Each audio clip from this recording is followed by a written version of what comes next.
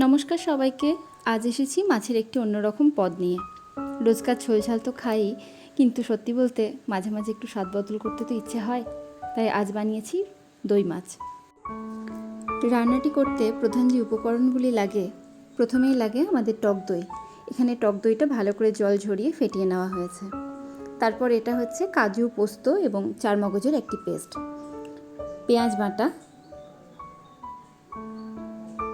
1 চামচ রসুন এবং 1 চামচ আদা বাটা, আর কয়েকটা গোটা গরম মশলা।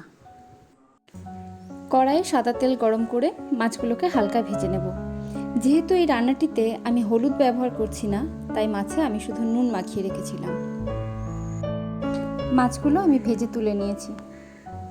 এখন ওই তেলের মধ্যেই তেজপাতা ও গোটা গরম মশলা দিয়ে পেঁয়াজ বাটাটা দিতে হবে।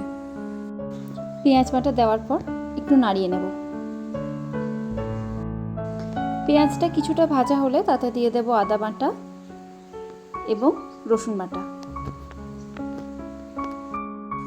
এবার মশলাটা কষাতে থাকবো। কিছুক্ষণ কষানোর পর এতে দেব কিছুটা জিরে গুঁড়ো এবং আবার কষাবো। কিছুক্ষণ কষানোর পর এতে দেব পোস্ত, কাজু এবং চারমগজ বাটার যে পেস্টটা ছিল সেই পেস্টটা। তারপর মশলাটা আরেকটু কষাবো।